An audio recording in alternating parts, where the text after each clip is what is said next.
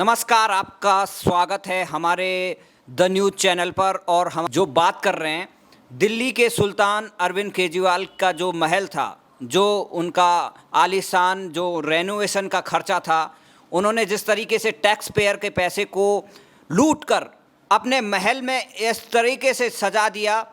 वो तो ये बात है कि आजकल आरटीआई और तमाम ऐसे संसाधन हैं, इतने संविधान ने हमें हक दिए हैं कि हम उस चीज़ को जानते हैं। अगर ये उस समय की बात होती तो ये अपने आप को ताजमहल से भी बड़ा बना देता। उसकी जांच के लिए कैग की सिफारिश कर दी है और कैग रिपोर्ट में ये खुलासा होगा कि अरविंद केजरीवाल ने, जो कट्टर ईमानदार, इतने कट्टर ईमानदार कि उनके मुंह से लपकता रहता है कि कितने वो पहले बोलते थे कि हम तो 2 रूम के फ्लैट से ही और मेरे को पैर पसारने के लिए जगह मिल जाएगी, मैं वहीं से काम कर लूँगा, बंगला नहीं लूँगा, गाड़ी नहीं लूँगा। वो आप जानते हैं कि वो क्या क्या ले रहे हैं आजकल। तो इसी मुद्दे पर हम बातचीत करेंगे। हमारे साथ इन मामलों के विशेषज्ञ भी हमारे साथ हैं। सुशील यादव जी, ये भी महागठबंधन के बहुत बड़े साथी समर्थक रहे हैं। आप क्या कहेंगे, आपके साथी इस तरीके से घोटाले करके शीश महल के अंदर अपने रेनोवेशन पे 52 करोड़ से लेकर कोई 172 करोड़, लेकिन जिस तरीके से ये कैग रिपोर्ट गृह मंत्रालय ने हरी झंडी दे दी है, एलजी के जो सिफारिश की थी, क्या केजरीवाल अब उस महल के अंदर नींद सही से सो पाएंगे? क्योंकि वो पर्दे, मुझे लग रहा है कि पर्दे कैग वाले उखाड़ के ले जाएंगे। देखिए, आप बता रहे हैं कि वो आज चैन से सो पाएंगे। उनकी नींद तो काफ़ी दिनों पहले से ही उड़ी हुई है केजरीवाल की।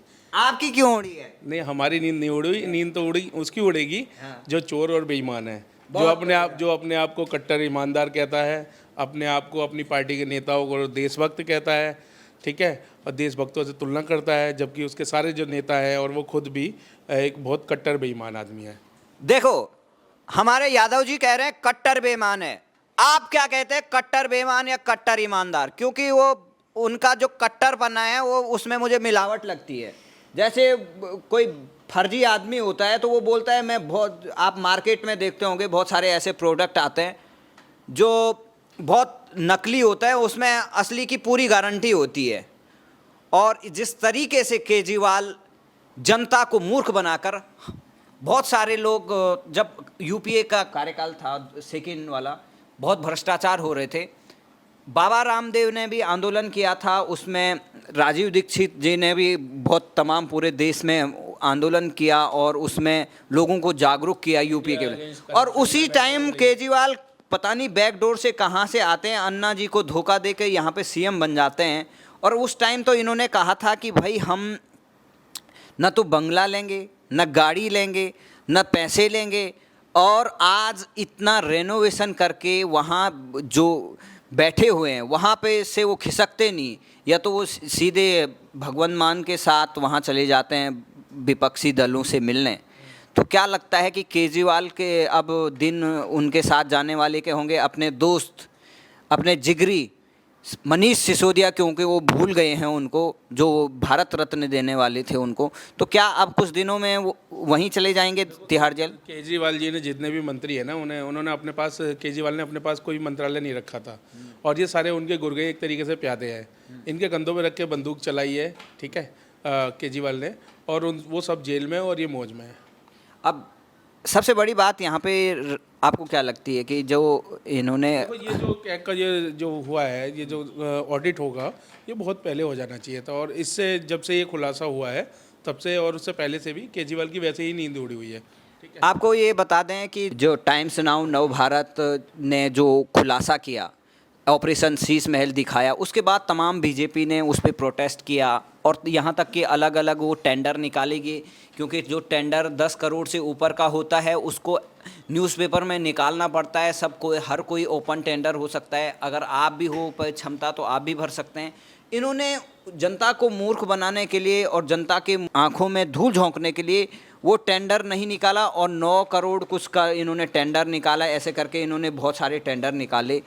और यहाँ तक की बात चली है कि इनकी पत्नी का स्पेशल इंटरफियर रहा, और वो अधिकारियों को आदेश देती थी कि कौन सा टाइल चाहिए, कौन सा हमें यहाँ पे कौन से पर्दे लगाने हैं, रिमोट से चलने वाला तमाम ऐसी चीज़ें हैं। तो क्या जिस तरीके से केजरीवाल एक तरह तो विधेयक में फंसे हैं, अब एक कैग रिपोर्ट में, तो क्या जो कैग अब जांच करेगी तो क्या शीश महल के अंदर घुस जाएगी, क्योंकि रोक लगी है अभी?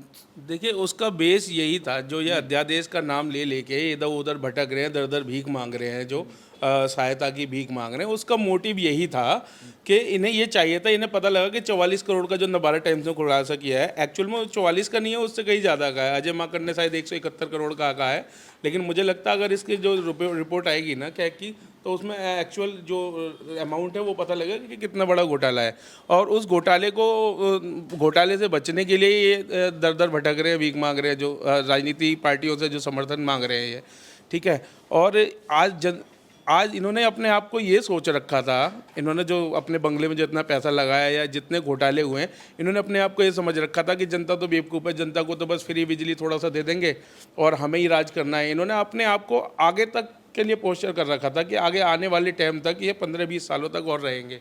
लेकिन जो इनके घोटाले जितने हुए हैं ना, उसके हिसाब से अब जो रिपोर्ट आएगी ना, उसके आप देख लेना, ये कहीं के नहीं रहेंगे। अभी केजरीवाल तमाम एक मुद्दा उठा रहे हैं, अभी दिल्ली में लॉ एंड ऑर्डर, पंजाब में कैसा लॉ एंड ऑर्डर, वो अलग बात है।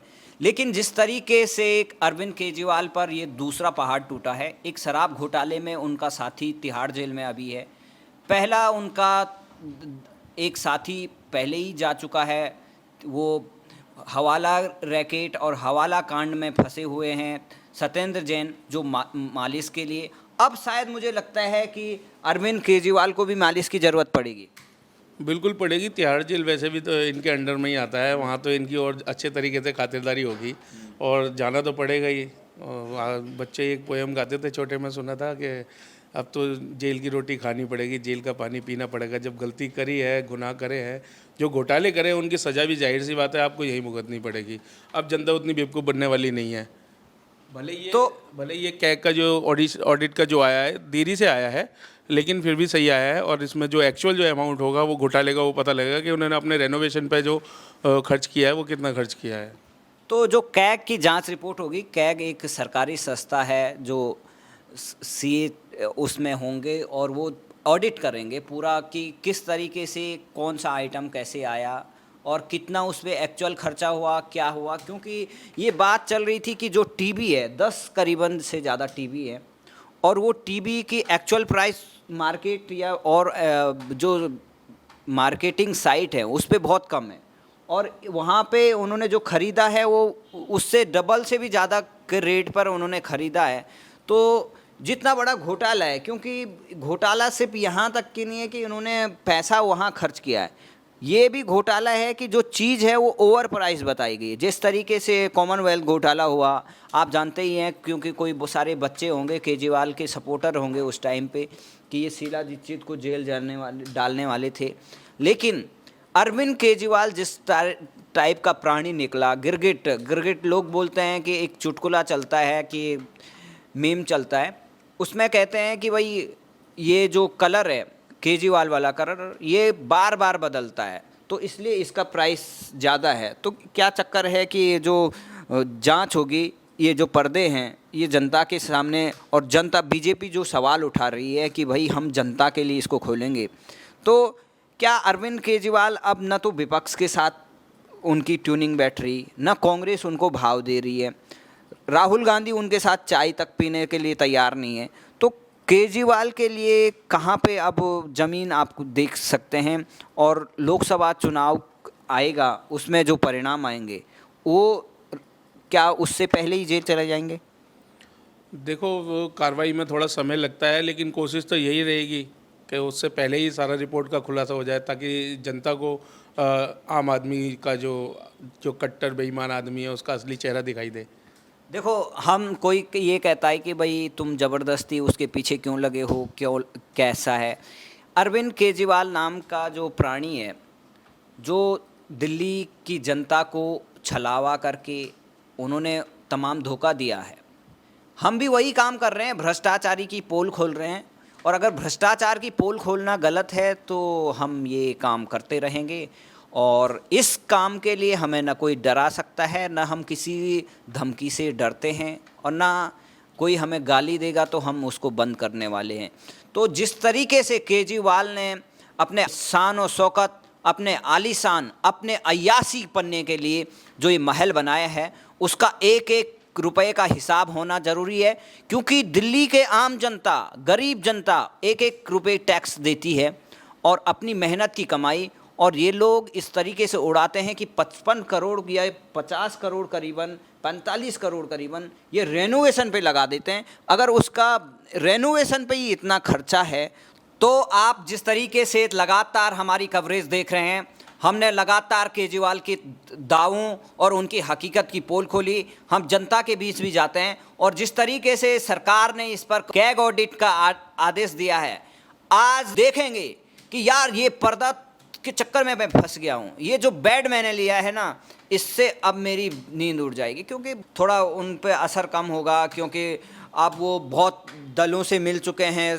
नीतीश कुमार से हाथ मिला चुके हैं, ममता बनर्जी से हाथ मिला चुके हैं, और ज़्यादातर मैं उनको तो दिल्ली से बाहर देखता हूँ। दिल्ली की जनता को उनकी फिक्र नहीं है, क्योंकि वो भगवंत मान उनके पायलट हैं और सरकारी पैसे पे इधर उधर घूमते रहते हैं।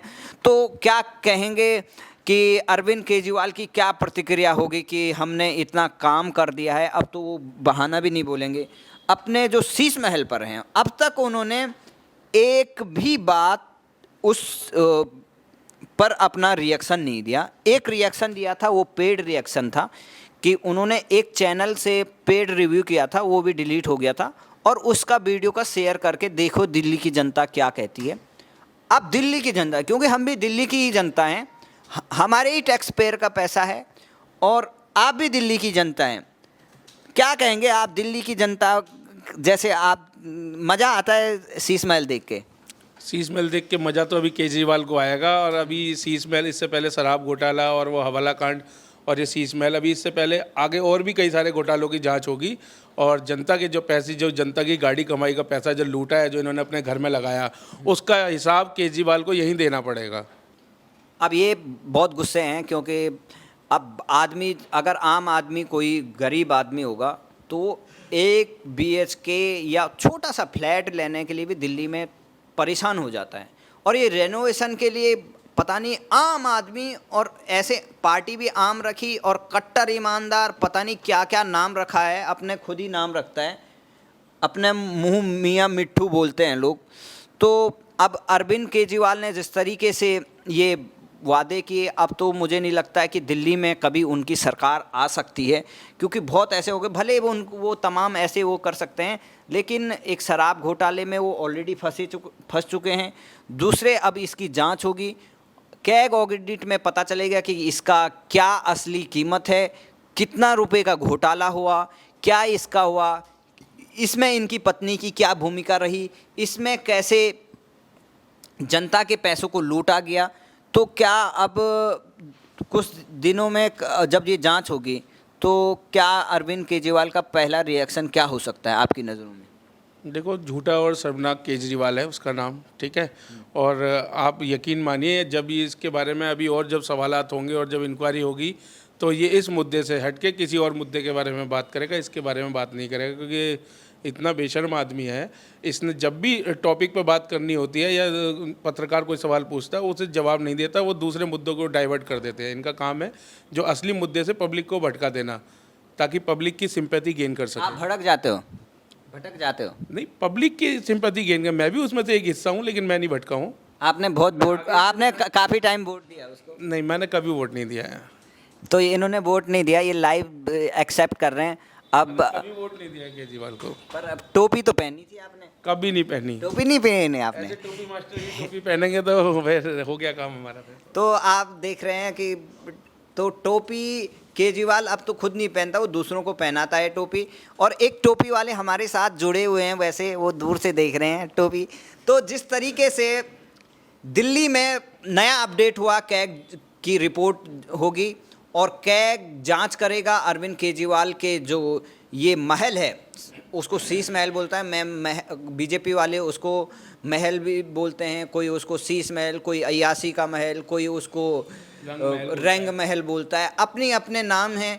लोग टिकट लगाना चाहते हैं और बीजेपी वाले कोई बोलता है उस पर बुलडोजर चलेगा, तमाम चीज़ें हैं। लेकिन अरविंद केजरीवाल ने तमाम हर चीज़ पे अपना रिकॉर्ड तोड़ दिया है। आपका क्या कहना है कि किस तरीके से जो कैग की जांच होगी, क्या केजरीवाल या विपक्ष इस पर सवाल करेगा? विपक्ष क्या केजरीवाल से इस मुद्दे पर बात करेगा कि भाई आप तो इतने बड़े अय्याश महल में रहते हो, आप इस पर जवाब दीजिए? इस पर कोई जवाब नहीं होगा। विपक्ष को आज प्रधानमंत्री नरेंद्र मोदी ने भी चेतावनी दी है कि सबको जेल जाने की गारंटी है और सब भ्रष्टाचारियों का हिसाब होगा। तो मुझे लगता है कि केजरीवाल के दिन अब पूरे हो गए हैं और उनको जल्दी ही सरकार अपने शिकंजे पे कसेगी और जो ये घोटाला किया है उसका पाई पाई का हिसाब होगा। और दिल्ली की जनता उस दिन का वेट कर रही है कि कब इस पर आगे निर्णय होता है, क्योंकि इस पर हल्ला तो बहुत हो चुका है पर अभी भी वो महल वैसा ही टिका हुआ है। उस महल का राज अभी नहीं खुला है। बीजेपी वाले तमाम हर मोहल्ले गली में उसका ब्लूप्रिंट दिखा रहे हैं, लेकिन क्या उस महल के अंदर की सच्चाई जनता तक पहुंचती है, अब ये कैग रिपोर्ट पर जानने को मिलेगा। बहुत बहुत धन्यवाद। हमारे यादव जी बहुत दूर से आए हैं हमारे स्टूडियो में, बहुत बहुत धन्यवाद आप सभी लोगों का। आप भी अपनी राय रखिए और हम आपको केजरीवाल के महल के अंदर भी ले जाएंगे। वो दिन भी आएगा, हम भी चलेंगे। और तब तक देखते रहिए कैग पर क्या अपडेट होता है, क्या बीजेपी सरकार बनती है, क्या वो जनता को वो अंदर से जो शीश महल है उसको दिखाएगी, वो तो देखने वाली बात है। लेकिन फिलहाल फिर शीश महल में भूकंप आ चुका है। जय हिंद।